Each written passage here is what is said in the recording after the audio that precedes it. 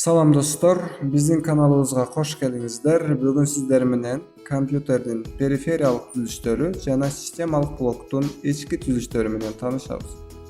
Анда эмесе биз баштадык, биз менен болуңуздар.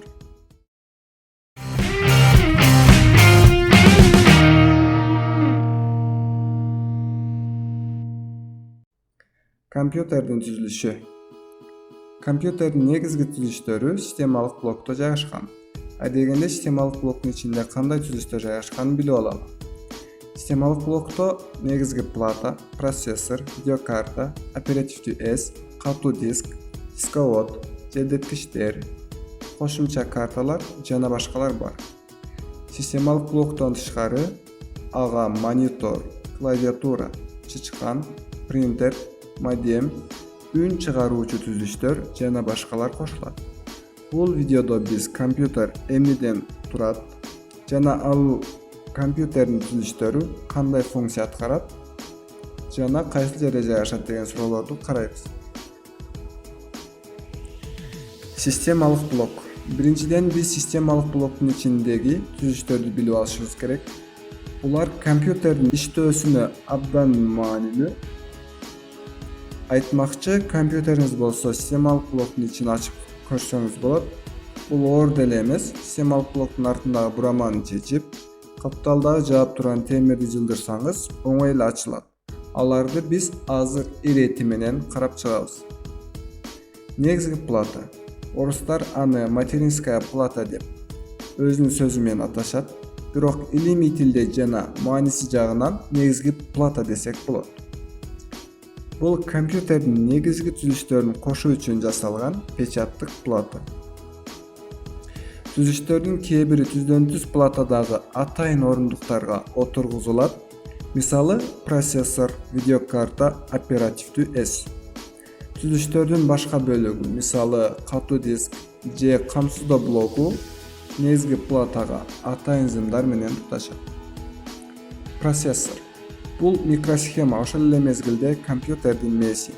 Анткени ал аткарылуучу бардык операцияларга жооп берет.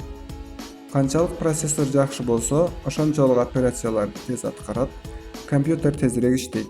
Албетте, процессор компьютердин ылдамдыгына таасирин тийгизет, бирок дисктин, видеокартанын, оперативдүү эстин камсыздоо булагынан дагы компьютердин ылдамдыгы көз каранды.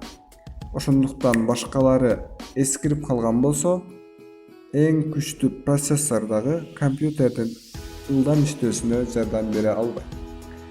Видеокарта, аны графикалык карта, графикалык тездеткич деп дагы аташат. Ал монитор экранына сүрөттүн көрсөтүлүшүн камсыздайт. Ал атайын PCI Express слотуна отургузулат.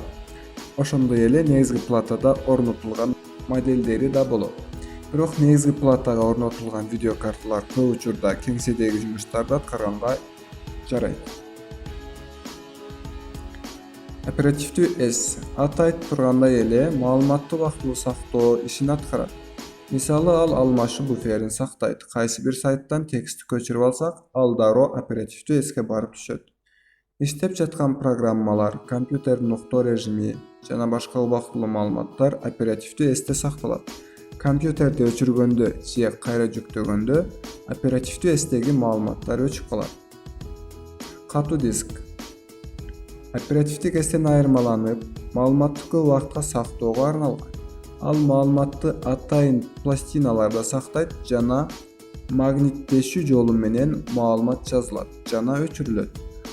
Бул катуу дисктерге мүнөздүү. Анын ичинде дайыма айланып туруучу диск бар. Аталышы да ушундан чыккан.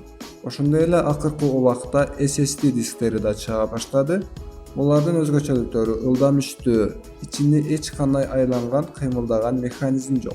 Жогорку температураларга азыраак кабылат. Ошого жараша алардын баасы дагы өтө кымбат.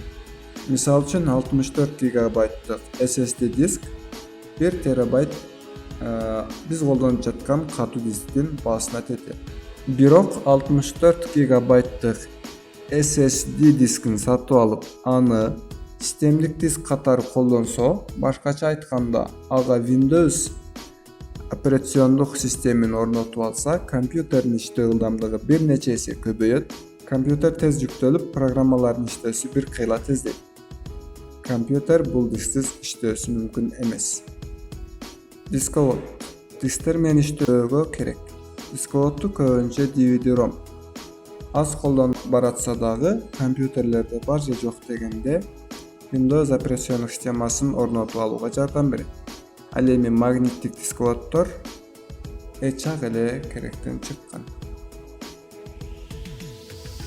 Муздатуу системасы. Бул компьютердин ичиндеги түзүлүштөрдү муздатып туруучу желдеткичтер жана радиаторлор. Негизи компьютерде 3 желдеткич жана бир нече радиаторлор бар. Чоңдору азыраак, кичинекейлери көбүрөөк. Сөзсүз түрдө бир желдеткич жана бир чоң радиатор процессорго орнотулат. Ушундай эле нерсе видеокартада жана камсыздоо блогунда бар. Системалык блоктун ичиндеги жалпы температураны бир калыпта сактоо, абанын алмашып туруусун камсыз кылуу жана чаң басып кетүүдөн сактоо максатында системалык блоктун корпусунда бир, кээде 2 желдеткич орнотулат. Камсыздоо блогу. Камсыздоо блогу айтылган түзүлүштөрдү электр энергиясы менен камсыздайт. Эгер компьютерде түзүлүштөр көп болсо, компьютер күчтүү болуп чогултулган болсо, камсыздоо блогунун кубаттуулугу дагы жогору болушу шарт. Корпус. Негизги платаны процессор, видеокарта, оперативдүү эс, дисковод, үн картасы, камсыздоо блогу жана мүмкүн болгон кошумча түзүлүштөрдү бир жерде кармап, туура туруусун камсыздоо үчүн бизге системалык блоктун корпусу керек. Анын ичинде бардык түзүлүштөр ирети менен тыккан орнотулат. Өчүрүү, күйгүзүү, кайра жүктөө баскычтары, маңдайкы USB панель кошулат. Корпус компьютердин механикалык зыяндуу таасирлерден сактайт.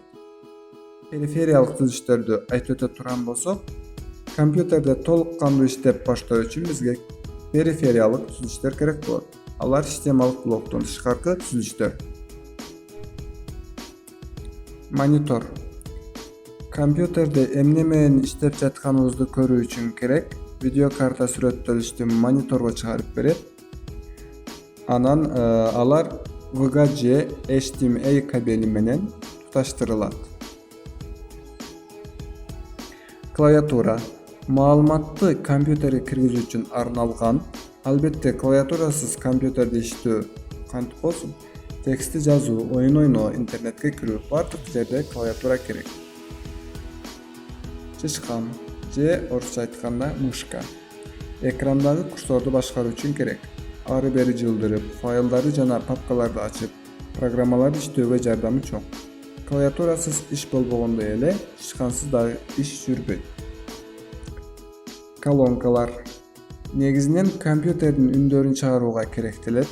Аны менен музыка угуп, кино көрүп, оюн ойногондо зарыл. Колдонуучулардан башка колонкаларды ким иштетмегиле? Принтер, сканер, КФТ. Көп функционалдуу түзүлүш. Орусчасы МФУ. Принтер менен сканерден документтерди басып, сканерден өткөрсө болот. КФТ болсо бардык жумушту аткара алат, басып чыгарат, сканерлейт, копиясын чыгарат жана башка функцияларды аткарат. Ушуну менен ушул видеону көрүп жаткан көрүүчүлөр биздин компьютердик түзүлүштөр тууралуу даярдаган видеобуз ушуну менен аяктайт. Эгер видео жаккан болсо, биздин каналга жазылып, лайк басканды унутпаңыздар. Көрүшкөнчө сак саламат туруңуздар.